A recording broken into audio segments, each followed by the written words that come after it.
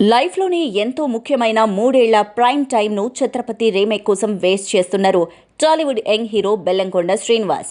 ఆ cinema flop అవడంతో తిరిగి టాలీవుడ్‌కు వచ్చి ఇక్కడ సినిమాలు చేస్తున్న శ్రీనివాస్, విజయ్ కనకమేడల దర్శకత్వంలో చేస్తున్న సినిమా 'భైరవం'. ఈ సినిమాలో మంచు మనోజ్, నారా రోహిత్ కూడా ప్రధాన పాత్రలు పోషిస్తున్నారు. మే 30న 'భైరవం' రిలీజ్ అవుతున్న సందర్భంగా ప్రమోషన్స్‌లో భాగంగా ఇంటర్వ్యూలో పాల్గొని పలు విషయాలు వెల్లడించారు శ్రీనివాస్. నటుడు అవ్వకముందు తాను ముంబైలో ట్రైనింగ్ తీసుకున్నానని, ట్రైనింగ్ అయిపోయి యాక్టర్ అయ్యాక ఓ పెద్ద బాలీవుడ్ సంస్థ నుంచి తనకు ఆఫర్స్ వచ్చాయని, అలా 'ఛత్రపతి' చేశానంటూ చెప్పుకొచ్చారు.